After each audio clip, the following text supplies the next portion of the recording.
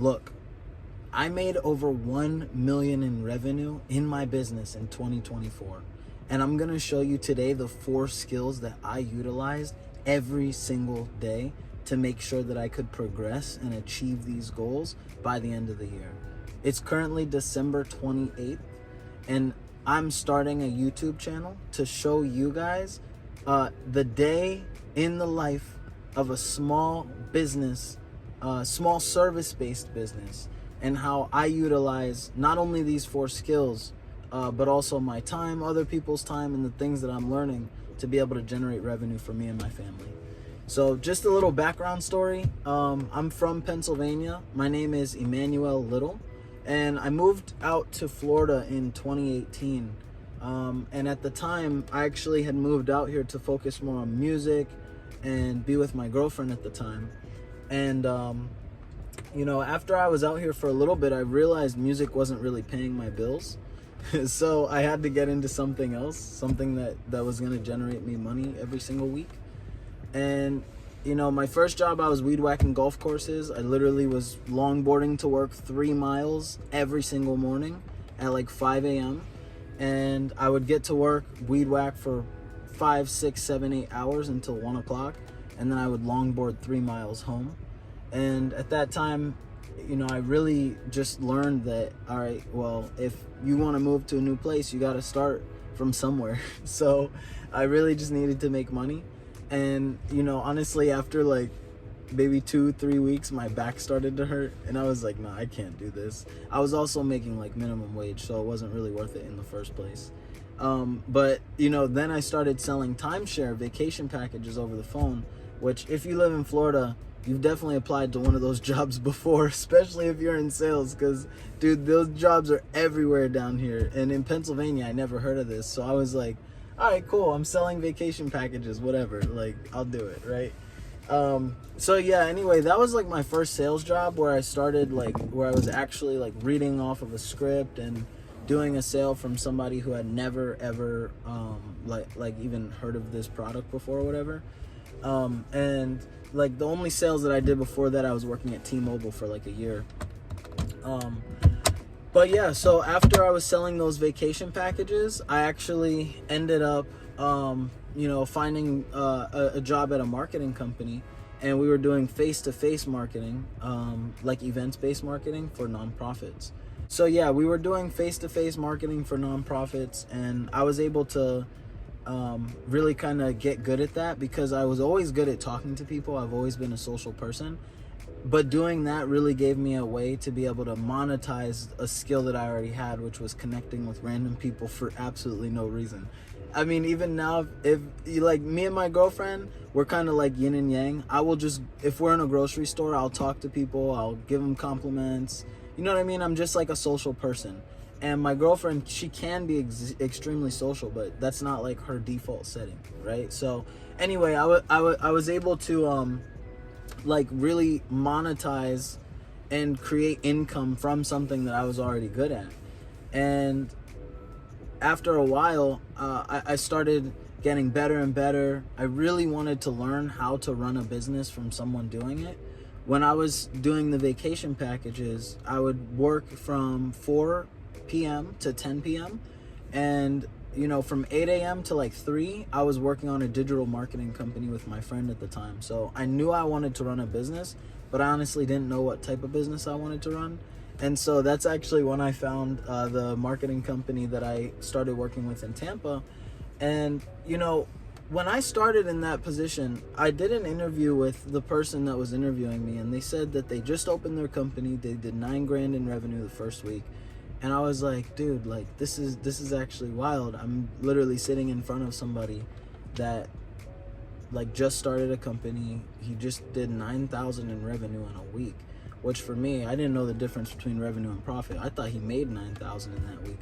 But, I was like, whatever. Anyway, I'm still going to listen to him regardless. So I literally, for the next 2 years, I literally just did everything. Like I was the best employee ever. I truly believe that if you want to be a really great business owner or an entrepreneur, you have to first be a really good like sidekick. Like if you want to be the hero of the story, you got to learn how the hero moves first, right? And so, like, if you want to be number one, you have to learn how to be a really good number two. And so I was number two for, like, 2.5 years. I was really just learning, really focused on like developing my skills. And I learned how to do sales. I learned how to sell a lot of different stuff. I sold for Vivint, I sold solar, I sold for charities. Like, we did a lot of different types of stuff, because we're a marketing company. At the end of the day, all a marketing company is it does marketing or sales for a different brand. Every business always needs customers, but not every business is good at acquiring them. And so what we did was we literally just connected the brands to a new customer. It didn't matter what type of company we were representing. What mattered was that we had a company to represent, right? So I got good at selling a lot of different types of things and actually understanding the systems behind selling and what it took to actually build a genuine rapport with somebody. But at the end of the day, like, you can be the best salesperson on earth, but you can't really generate like extreme wealth through doing your own sales. If you're doing it for a long time, you maximize your skill set, that's awesome. But for me, my goals were always bigger. I wanted to be able to run a business and manage staff and et cetera. So the first skill that I had to learn was sales. I had to get really good at sales and kind of systemize it to the point where, all right, it doesn't matter who I'm working with, I can teach them how to do sales. You watch me, and I'll actually do the sales in front of you. I'll help you get good at them, et cetera. So, that's really what I first learned throughout working with, that marketing company. And, the next skill that I learned was training other people. And when it comes down to training other people, now you're not just making money from your own sales, but you're also able to make money from other people's sales, right? Like, think about it like this. Excuse me. I don't know if I'm going to keep that in there or not. Let's see. But think about it like this, right? Let's say you have because it's service-based company. Let's say you have a cleaning company, right? And your cleaning company is going very, very good. You're getting a lot of sales, and like, you're getting a lot of cleanings that come in. Well, you can only do X amount of cleanings per week. Let's say you do 2 cleanings a day. That's 10 cleanings a week if you're working a five-day week, or 12 cleanings a week if you're working a 6-day week. Well, if you want to increase your income, you can't just keep doing more cleanings. You don't have time, right? So what you have to do is you can get more sales, because you're not limited on how many sales you can do, but you are limited on how much time you have on a daily basis. So what you need to do next is you actually need to teach somebody else how to clean, or get another cleaner, right? Because that's how you're going to generate more revenue. You're not just making revenue from your own cleanings and what you do. You're now also making revenue from somebody else's cleanings. Let's say this is employee number 1. And so the next skill that you need to learn to make $1 million in revenue a year in your business is you have to be able to duplicate yourself. It has to be more than just one of you that's getting the job done. And so when you're able to train somebody else and replace yourself and replicate yourself, now it's not just one of you doing it. Maybe now you have trained somebody and you've trained another person, and now there's 3 of you that can do 3 times as many cleanings, or 3 times as many pressure washings, or take on 3 times as many clients. And training is a really important skill set, because that's the way that your income starts to not just be connected to the time that you put in. Yes, you still have to put in time to train these individuals, but if I train 10, 20, 30 people on my team and they're out doing sales, theoretically, I don't even need to be in the field to make money, right? So training is the second skill. All right, now it's time for the third skill. The third skill that I had to learn to make $1 million in business. And I want you guys to keep in mind, I didn't learn all these skills in 1 year. Like, I learned these skills on top of each other. One thing that I think is really important that I learned recently, I didn't really learn it. I just kind of, you know how when you learn something and you're like, oh man, I've already thought of that, but that person put words to my thought, right? That's exactly what happened. Anyway, I was watching an Alex Hormozy video, and he was talking about skill stacking. And where you start to generate more revenue is when you start to stack skills on top of each other. So if I was just doing sales, that's awesome, right? But then when I'm doing sales and I'm also training, now I'm stacking two things on top of each other and I can make more.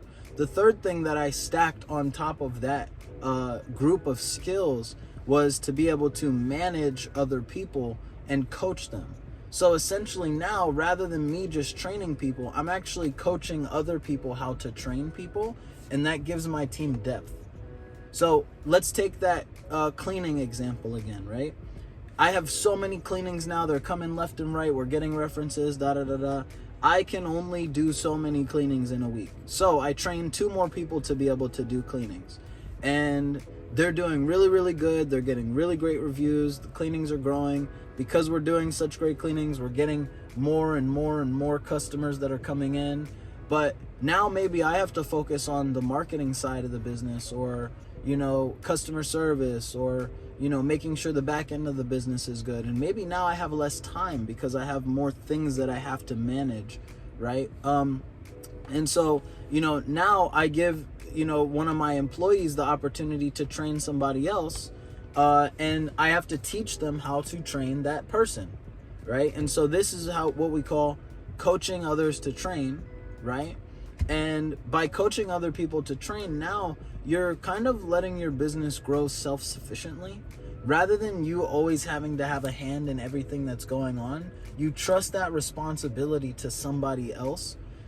Because they can do it at 80% of your value, right? The way that you get really good at coaching other people how to train is that you have to get them up to a certain level that you're at, right? Let's say they get up to 80%. Well, it's going to be really, really hard for you to teach them that last 20%. That's going to come from experience. So you have to give them opportunities to get that responsibility and experience what's necessary to become at the same level as you. But if you can get them to 80% and they can do 80% of what you can do, that's good enough. If you duplicate yourself 10 people at 80%, you're not even going to need to be in the field anymore, right? And so that's a really, really important thing. In my business, I do sales. So we do sales for different brands. I have a marketing company. And if I'm out doing sales, that's awesome. But if I have 5 people that I've trained out doing sales, I know they're going to do them good because I'm the best person in my business to train people. I just do it the best. If you're the owner of a cleaning company, you're going to do it the best. If you're the owner of a sales and marketing company, you're going to do it the best. If you're the owner of a pressure washing company, you're going to do it the best. Why? Because it's your company, right? So if you can train people how to have that same level of enthusiasm towards the clients that you have towards the clients, you're going to start to get some pretty great results when you're not even around anymore, right? Because you can trust that your staff members, that your team is going to do it in the right way. And so coaching other people how to train is extremely important because now it's not just you putting in all your time into teaching new people. You can delegate that task and go take care of something else, give somebody else the opportunity to grow. One thing that I think is one quote that I heard that was absolutely amazing is 9 times out of 10, when you empower somebody, they're going to surprise you, right? And so that's the third skill. The fourth skill that is the utmost important for businesses to succeed in any year, 25, 26, whatever, organization. Guys, you have to be organized. I'm really good at winging stuff. As a matter of fact, I'm literally starting my YouTube channel by winging it. I'm like, well, I talk to people every day. I teach them stuff every day. Let me just get on YouTube and do the same exact thing, right? I'm going to get better at content as I go. Hopefully you guys start to enjoy it more as well. But, the moment in my business that I started consciously planning and organizing every single day, I started getting more and more out of my business. Everybody organizes a little bit different, but you can use checklists. You can use your calendar. You can use your team, right, to make sure they're holding you accountable. You can use your spouse. Dude, my girlfriend keeps me organized as ever, but we have kids. Like, we have 2 kids. We have a family. We have to travel here and travel here and travel here. So if I didn't have her, I would be completely unorganized. My admins, they keep me super organized. Like, we have a calendar together. We plan every week twice, on Fridays and on Sundays, so that we're on the same page for the week. And every single night before I even go to sleep, I'm making sure that I am fully planning my next day. You know, who do I have to have one-on-ones with? What type of impacts are we going to have? What's the sales training looking like? Who do we want to shout out? What news is there? Do we have to go over customer service? Who did their job? You know, right? So there's so many different things that you want to make sure that you're planned and organized for. Now, I know sometimes planning and organizing can be daunting. Sometimes, in my opinion, there's two main things. The one side of it is, oh, well, I don't know what's going to happen, so I'm not going to plan and organize, because what if this person doesn't come in? What if that person doesn't come in? All right. Sometimes it's important to just have a plan A, B, and C. It doesn't need to be too intricate, but just keep it simple. If you know someone may not come in tomorrow, or, you know, this person might have an appointment here and they got to come later, like, just have a plan A, B, and C. And when you have that plan A, B, and C, rather than in the moment something happening, you can just say, oh, okay, well, now, you know, we're not going to go up that ladder. Let's go up this ladder. And you already have a plan, like plan B already prepared. So it stops you having to think in the moment and then making the wrong decision because you have to rush your decision. I don't know. Does that make sense? Yeah? Okay, cool. Good. And then I think the second thing of it is just being overwhelmed in terms of organization. It's like, oh, I don't know. You know, I mean, it's almost like procrastination. Procrastination is comfortable, dude. But when you have a checklist and you plan things, even if you do 50% of that plan that you have written out for yourself, you're still ahead of 99% of people. I mean, literally, if you go to 100 people and just randomly ask them, hey, do you plan for anything for tomorrow? Like, do you have a plan for tomorrow? 90% of them are going to say no, or they're going to look at you like they're crazy. Like, these are the little things that get business owners ahead. And guys, I'm not going to lie to you. I truly, truly believe that the number one way to get ahead, no matter what country you're in, no matter how old you are, is to start a business. If you start a business, your level of income is not determined by how many hours you put in. It's determined by how well you can do what you're doing. An athlete's level of income isn't determined by how many hours they put in. Is that a factor? Absolutely. But an athlete's income is totally determined by how good they are at the sport. I hear stuff, I like soccer. I hear stuff all the time about how Messi comes to practice. He doesn't put in as much effort as other people, He's got a skill. He's got experience. His level of income isn't determined by how much time he puts in. His skill is what determines his level of income. And if you want to have a secure future, you need to develop skills.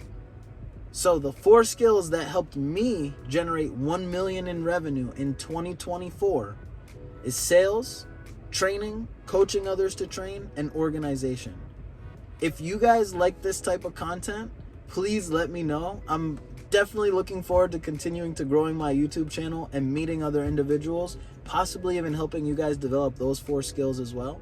And I hope you have a fantastic day. If you like this content, let me know.